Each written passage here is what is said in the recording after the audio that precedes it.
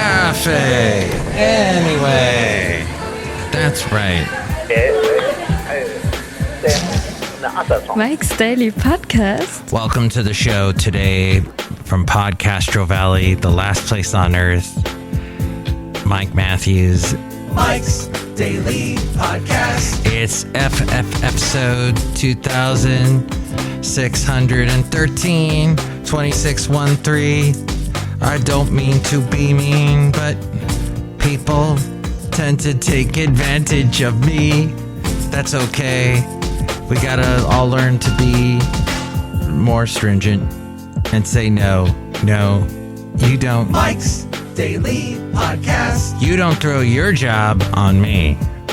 You stay in your lane, I'll stay in my lane, that kind of thing. Mike's So, Daily that's all I have to say about that. Podcast. And the last podcast had a great podcast picture of Patches and Rocky enjoying themselves, playing around.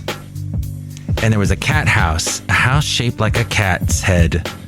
And you can see that at MikesDailyPodcast.com. The podcast picture today, we'll find out in a moment, but you know, you should really try something so you don't end up eating fast food all the time and eating horrible food and never cooking for yourself. And therefore, if you don't cook for yourself, well, things can happen like you eat a lot of processed stuff. That ain't good for you. Effective meal planning is what helps you stop that horrible slide towards a bad diet. Effective meal planning allows you to prepare and consume more meals at home, which can equate to eating more nutritious foods and an overall healthier diet. Everybody says it. You know it true. It can also be a relaxing and enjoyable activity for the whole family and allow you to experiment with different meal options and put all those valuable lessons you learn from watching the Food Network all the time to use. If you have the means to plan and prepare your meals in advance, eating more foods at home can be a great way to feel empowered in the kitchen. And here's today's podcast picture. It's not a picture of a kitchen, but of a beautiful sunset I saw yesterday in the town of Pleasanton. See that picture at MikesDailyPodcast.com because I pay for that website and you can see all the great podcast pictures there. I guess you could also go to my Instagram, but why not just go to MikesDailyPodcast.com? Also, it's a great way to simplify your routine throughout the rest of the week when you are planning and preparing your meals in advance. There's also an added bonus of limiting the potential environmental impact of single-use containers.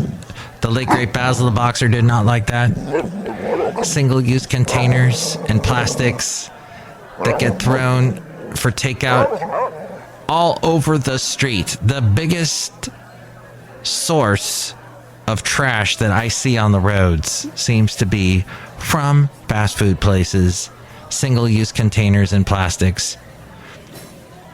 Restaurants use it for takeout. And then, you know, if you go to the supermarket, remember to bring your bag. Don't keep consuming more and more bags from the supermarket because those are going to go end up somewhere. If you reuse it, then you don't need to.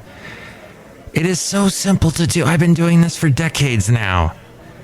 In fact, I still got the same Trader Joe's vinyl bag that I got from the Trader Joe's in Ventura. I've got about 6 of them. We bought a bunch and we stuck to it. It's just leave them in the trunk. That's where you go. When you're going to drive to the supermarket, maybe, just keep them in the trunk. And now they've got all these nylon-y type bags that you can scrunch up into like a little ball and just put it in your pocket. There's just so many ways to reuse bags. Magnification. So here's some good things to remember. Sit down once a week, look at your schedule, consider what everyone in the household has going on ahead of time. All the extra activities and commitments. Ask yourself how many nights you'll realistically have time to prepare dinner versus when you need to rely on leftovers or something quick. Magnification. That is for the person who likes to plan ahead. I can't do that very well. So what I end up doing is whenever I have free time, and like last week I said, nope, I'm not going to do Mike's Daily Podcast at all. I cooked a lot last week. I barbecued. You will travel into the incredible universe. And then I had some free time on Saturday. And oh, you know what? I find the best way to cook is when you're hungry, because then your stomach is dictating what you can throw in there. Oh, and make sure to only buy healthy ingredients. So you, hang on. I'm in the cafe anyway doing the podcast. Mike's Daily Podcast. I was talking about cooking delicious stuff like that sauce I made on Saturday night. Whoa! Or was that last night? The sauce? The sauce. It had all that delicious stuff I put in it. Like 1,000,000 tomatoes. Oh, that was so good. And I think that was Saturday night. that was Saturday night. There's still some left of that. Anyway, I had it for lunch. see? I was talking about that on my podcast. All right, well, let me finish up over here at Cafe Anyway with all these people I'm shouting at. At the cafe anyway. Lovely lady friend there, everybody. I don't know if you could hear her. I don't know how sensitive my microphone is. Okay, so yeah, that's a good idea. When you have time, that's when you do all the extra cooking for leftovers later. This is great. It's worked for me. And I know when it's not working for me is when all of a sudden we're heading over to the Habit in Podcastro Valley or Burrito Shop or one of those places, and I'm not giving them a plug because they've never given me anything for free. So here's the slug. They've never given me anything for free, even though I just mentioned them on my podcast. What is that about?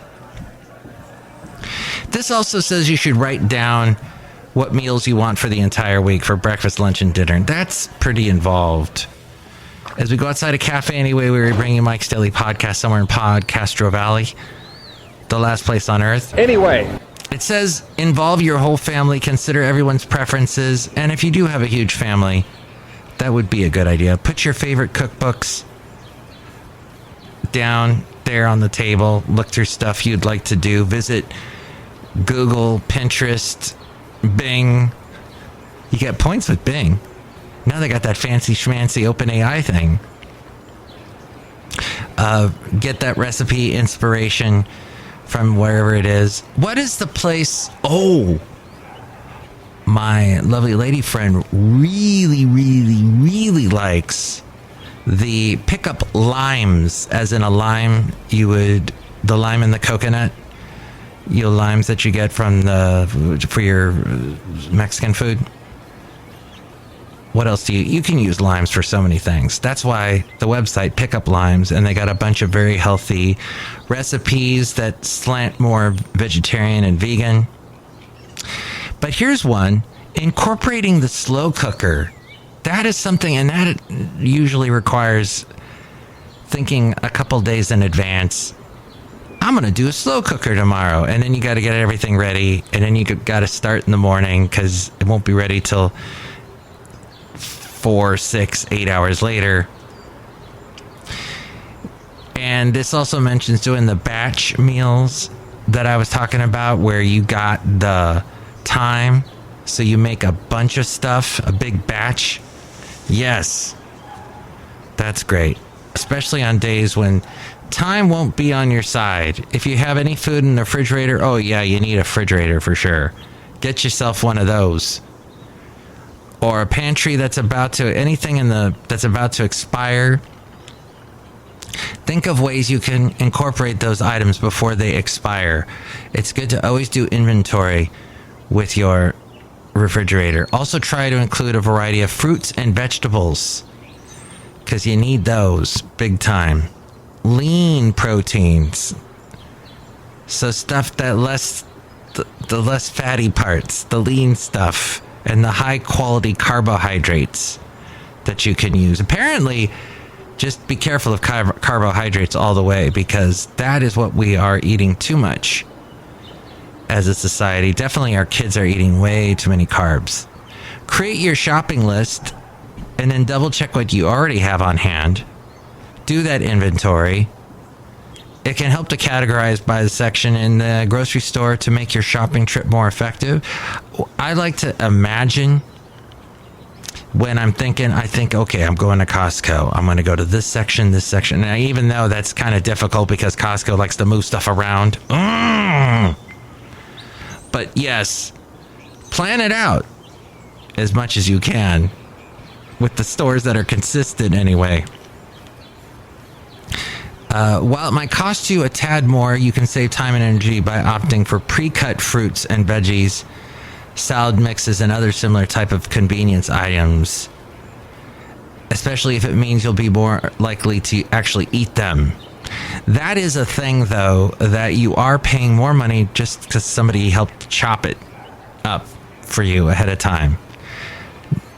I used to get the minced garlic from Costco. Now I get the garlic.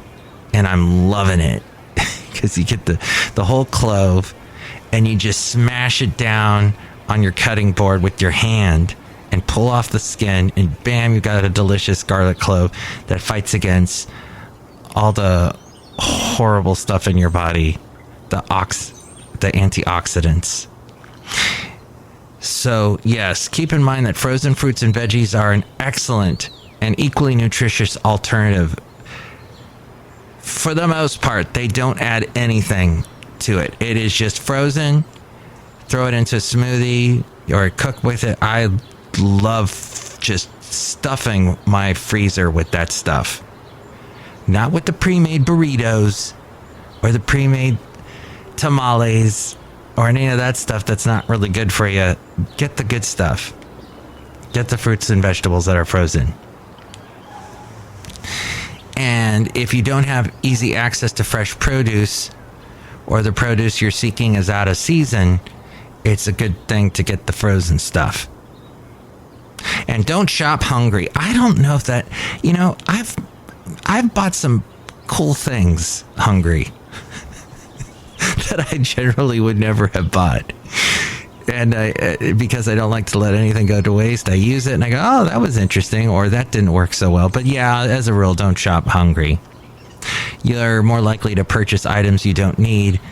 If time isn't on your side, utilize grocery delivery services. I have not used those yet. The front panel will close automatically. Curbside pickup is also an option you may not have thought of if you're out running errands. There's fees for that, of course. You might end up saving money because you aren't tempted to purchase extra items that weren't on your list. And that all came from Amanda Benson, who is a registered dietitian and wellness strategy manager with Vitality.com, which I was thinking about canceling because I was thinking about canceling my job. And you can hear all about that in the last podcast. But somebody at work talked me down from the ledge. For now. So it looks like we'll be sticking around my job for now. But I'll make the most of it while I'm there. Look who's here. Hi, Mike. It's Benita the Rodeo Queen. How's y'all doing? I got my horse together. And it's a Disgruntled Fiddle Player telling you what. What? Did you notice all that traffic yesterday? Oh, yeah, all the traffic because of the rodeo on the Dublin Grade. So many people were just, yes, it was wonderful. Yeah, because the rodeo was a lot of fun. Did you go? No, I did not. I drove past it, though. So in a way, I felt like I was going. As I was coming up to the rodeo, it felt like I was going. But then as I passed it, it felt as if I was leaving. Uh-huh. I hate the fiddle. That's right. That's why you're the Disgruntled Fiddle Player. And we had a little clip of you about 2 podcasts ago, back when you were on the country station that we used to have eons ago. Well, I guess the country station still exists, but yours truly is not on it. But that's where you came from. Yeah, I came from that place called the Santa Fe Cafe. That's right, the Hey Santa Fe Cafe. Look who else is here. Oh, Mike, I make the delicious root beer house right now. Oh, thank you. Yes, I'm a little parched. We also heard from you back when you were in the basement in the root beer vat, and you were trying to make root beer, and you didn't have any, so you had to use cheese. Yeah, I remember that. Drink it right now. I'll cut you. Oh, boy. Thank you. All right. Is there cheese in this root beer? Sure, yeah, okay, all right. Oh, boy. Mm-hmm. I was listening to Mr.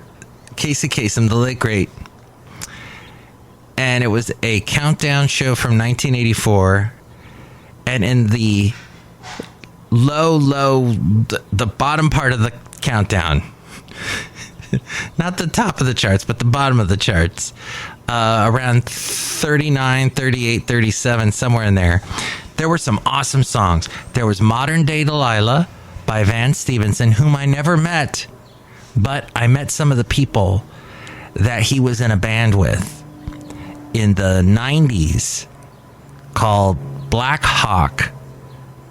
And he was with two other people in that band. But by the time I met the band, he had died. He died pretty young in the late 90s. But Van Stevenson had a great song called Modern Day Delilah, and I heard that being played on the American Top 40 is what the show was, with Casey Kasem. And it was from 1984, and it was being played on a local 80s station in the Bay Area. And then they played a song that was another great person who passed away, Christine McVie. She died recently from Fleetwood Mac. She had a big solo hit called Love's Got a Hold on Me. I got a hold on me. She had a follow-up single to that song that I had never heard before, called Love Will Show You the Way. I think I got that title right. That was a pretty darn good song. I like that one.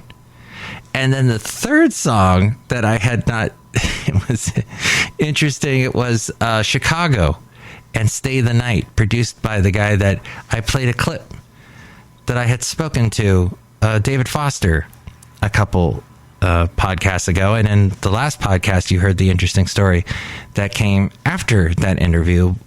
And so I'm basically saying you should definitely listen to the last podcast that was called Modern. And no, it wasn't in reference to Modern Day Delilah, but that dang. Thank you, Van Stevenson. Oh, that was last night that I heard that. Sorry. Okay. Well, that's pretty much the end of the podcast. If you'd like to chime in about anything we covered today, you can call me at 510-228-4640. And with more ways to reach me, it's A-Frame. Mike's Daily Podcast is written and produced and performed by Mike Matthews. His podcast is super easy to find. Download or listen to his show and read his blog at MikesDailyPodcast.com. Email Mike now at MikesDailyPodcast@gmail.com. See you tomorrow. Bye!